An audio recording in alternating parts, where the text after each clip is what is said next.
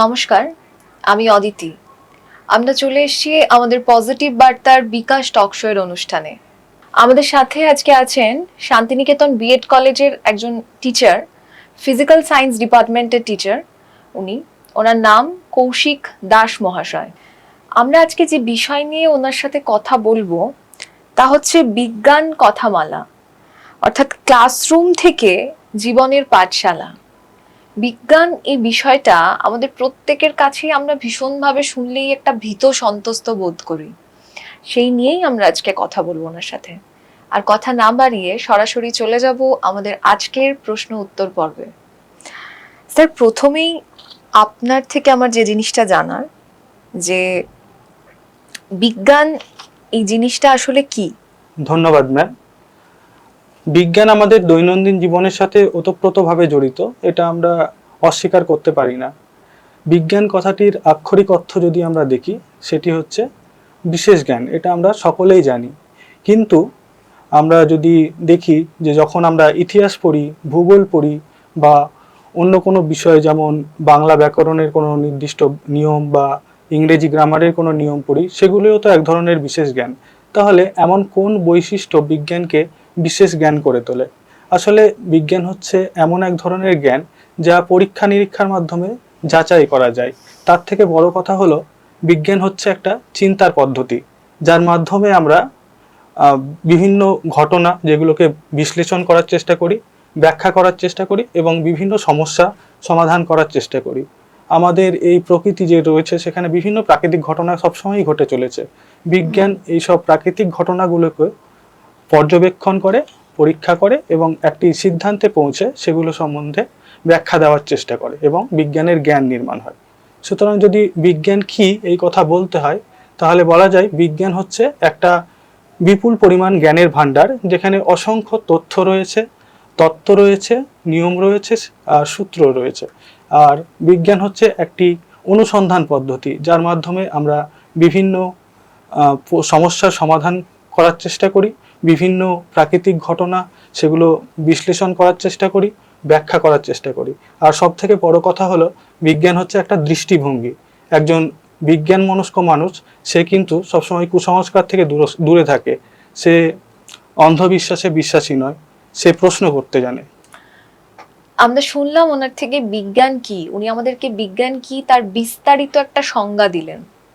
এবার যে জিনিসটা জানবো ওনার থেকে, সেটা হচ্ছে বিজ্ঞান ক্লাসরুমকে কিভাবে আকর্ষণীয় করে তোলা যেতে পারে। দেখুন, যে কোনো বিষয় পড়াতে গেলেই একজন শিক্ষক বা শিক্ষিকাকে নিজের বিষয়বস্তুর জ্ঞানের পাশাপাশি একজন শিক্ষার্থীর মানসিক অবস্থা সেটিও কিন্তু জানা দরকার। সেই জন্য আমাদের যেসব টিচার্স ট্রেনিং প্রোগ্রাম রয়েছে, যেমন ডিএলএড বলুন, বিএড বলুন, এগুলো সহায়ক। আমাদের শান্তিনিকেতন বিএড কলেজেও কিন্তু সেই প্রয়াসই করা হয়। তো যেটা বলছিলাম, যে একজন শিক্ষক বা শিক্ষিকার নিজের বিষয়বস্তুর জ্ঞানের গভীরতার পাশাপাশি একজন শিক্ষার্থীর মানসিক অবস্থা, যেমন তার আগ্রহ কেমন, তার চাহিদা কেমন, তার বয়স অনুযায়ী তার বোঝার ক্ষমতা কতটুকু, সেই বিষয়েও কিন্তু খেয়াল রাখতে হবে। যদি আমরা প্রাথমিক স্তরের শিক্ষার্থীর কথা বলি, তারা কিন্তু ছোট, সেই সময় তারা অত্যন্ত কৌতূহল থাকে, তাদের মনে অনেক প্রশ্ন থাকে, তারা খেলার ছলে, মজার ছলে শিখতে চায়। সেই সময় যদি আমরা বিজ্ঞানকে খেলার ছলে বা মজার ছলে শেখাতে পারি, তাহলে কিন্তু সেটা খুব ভালো হয়।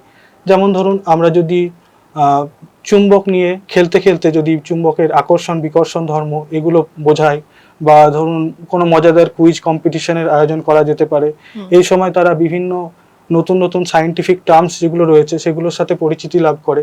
তো সেই ক্ষেত্রে আমরা কোনো একটা শব্দ ছক বা ক্রসওয়ার্ড পাজল সেগুলো বানাতে পারি, যাতে করে তারা সেগুলো সহজেই, এই ধরনের যে শব্দগুলো শিখছে, তারা সেগুলো যাতে সহজে মনে রাখতে পারে। আর এই সময় তারা যেহেতু গল্প শুনতে ভালোবাসে, আমরা গল্পের ছলে বিভিন্ন বিজ্ঞানী এবং তাদের আবিষ্কারগুলোকে তাদের সামনে তুলে ধরতে পারি। যেমন ধরুন, আলফা এডিশন, তিনি বহু ব্যর্থতার পরে কিন্তু বৈদ্যুতিক বাতি আবিষ্কার করেছিলেন। এগুলো কিন্তু শিক্ষার্থীদেরকে অনুপ্রাণিত করবে।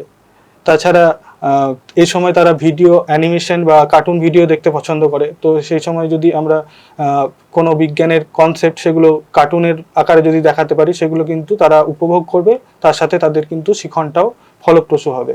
এছাড়া তাদেরকে আমরা বাগানে বা পার্কে ঘুরে বিভিন্ন গাছপালা, পশু পাখি, পোকামাকড় এগুলো যদি পর্যবেক্ষণ করার জন্য উৎসাহ দিতে পারি। এছাড়া আমাদের প্রকৃতিতে যেসব ঘটনা ঘটে চলেছে সেগুলো সম্পর্কে তাদেরকে কৌতূহল সৃষ্টি করা যেতে পারে, যেমন কেন দিনরাত্রি হচ্ছে, কেন ঋতু পরিবর্তন হচ্ছে, কেন বৃষ্টি হয়, বৃষ্টির পরে কেন রামধনু দেখা যায়, এইসব কৌতূহল তাদের মধ্যে সৃষ্টি করতে হবে। আর সব থেকে বড় কথা হলো তাদের মধ্যে প্রশ্ন করার জন্য উৎসাহ দিতে হবে, যে তারা যেন প্রশ্ন করতে ভয় না পায়। ক্লাসরুমের পরিবেশ এমনই তৈরি করতে হবে যাতে করে তারা প্রশ্ন করতে ভয় না পায়। আর এমন ভাবার কোনো কারণ নেই যে তারা প্রশ্ন করলে যে তারা বোকা, এরকম যেন মানসিকতা না সৃষ্টি হয়। টিচারদেরকেও একটু তাদের বন্ধু টিচারদেরকে সমকামী হতে হবে। হতে হবে প্রাথমিক স্তরে। পরে যখন তারা মাধ্যমিক স্তরে বা হাই স্কুল লেভেলে যখন আসছে, তখন কিন্তু তাদের চিন্তা করার ক্ষমতাটা কিন্তু বৃদ্ধি পাচ্ছে, তখন তাদের বিষয়বস্তুর জটিলতাও কিন্তু ধীরে ধীরে বাড়ছে। তো এই সময় যদি হাতে কলমে শেখানো যায় ব্যাপারটা, তাহলে খুব ভালো হয়। যেমন ধরুন নিউটনের গতিসূত্র যখন পড়ানো হয়, তারা কিন্তু সূত্রগুলো, 3টে সূত্র আছে নিউটনের গতিসূত্র, তারা কিন্তু সূত্রগুলো মুখস্থ করে নেয়, কিন্তু অ্যাকচুয়ালি সেখানে কি বলতে চাইছে তারা কিন্তু বোঝে না। কিন্তু সেইখানে যদি একজন শিক্ষক ক্লাসের মধ্যে সেগুলো হাতে কলমে শেখানোর চেষ্টা করেন, যেমন ধরুন প্রথম সূত্রের ক্ষেত্রে শিক্ষক মহাশয় যদি একটি গ্লাস, একটি কার্ডবোর্ড, একটি কয়েন নিয়ে দেখায় যে প্রথম সূত্র থেকে আমরা মেনলি জড়তার ধারণা পাই, তো সেখান থেকে যদি তিনি পরীক্ষা করে দেখান যে কার্ডটি সরিয়ে নিলে কয়েনটি স্থিতিজাড্যের জন্য গ্লাসে পড়ে যায়, তো এই ধরনের পরীক্ষা করা যেতে পারে। অথবা একটি বইকে টেবিলের ওপর রেখে তিনি যদি হাত দিয়ে ঠেলে দেখান, তাহলে সেক্ষেত্রে তাদের মধ্যে বলের ধারণা তৈরি হবে। এছাড়া যদি একটি বেলুনকে ফুলিয়ে দেওয়া হয়, তাহলে দেখা যাবে যে বেলুনটির যেদিক দিয়ে বাতাস বেরোচ্ছে তার উল্টো দিকে বেলুনটি গতিপথ হয়। তো সেক্ষেত্রে এইগুলি নিউটনের 3য় গতিসূত্র দিয়ে ব্যাখ্যা করা যায়। তো এই ধরনের করা যেতে পারে। এছাড়া তাদের প্রশ্ন করতে, চিন্তা করতে উৎসাহিত করা যেতে পারে। তাদের সামনে এমন কিছু প্রশ্ন তুলে ধরতে হবে যা তাদেরকে চিন্তা করতে সাহায্য করবে। যেমন ধরুন যে একটি ছোট লোহার টুকরো জলে ডুবে যায়, কিন্তু একটা এত বড় জাহাজ কি করে জলে ভাসছে, এই ধরনের প্রশ্ন করা যেতে পারে। এছাড়া বিভিন্ন কুইজ কম্পিটিশন, বিভিন্ন ডিবেট, যেমন ধরুন বিজ্ঞান আশীর্বাদ না অভিশাপ, বর্তমানে এআই একটা হট টপিক, তো এআই নিয়ে আলোচনা করা যেতে পারে, যে এআই এর ভালো দিক, খারাপ দিক, এইসব নিয়ে আলোচনা করা যেতে পারে। এছাড়া ক্লাসের শেষে একজন শিক্ষক যখন জিজ্ঞেস করে যে তোমরা কতটুকু বুঝলে, সেক্ষেত্রে অনেকে হয় লজ্জায় বলতে পারে না, অথবা কিছুজন আছে যারা চুপ করে থাকে, আর বেশিরভাগ ক্ষেত্রে দেখা যায় যে কিছুজন আছে যারা না বুঝলেও অন্যদের সাথে তাল মিলিয়ে হ্যাঁ বলে দেয়। তো সেক্ষেত্রে শিক্ষক মহাশয় একজন 1 মিনিট পেপার বলে একটা জিনিস হয় অ্যাসেসমেন্টের জন্য, সেক্ষেত্রে শিক্ষার্থীদের কাছে 1 মিনিট পেপার দেবেন।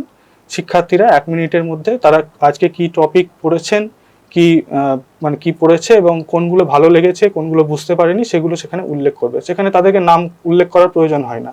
এক্ষেত্রে শিক্ষক মহাশয়ের সুবিধা হয় যে সেগুলো তারা কতটা শিখেছে, কতটা শেখেনি।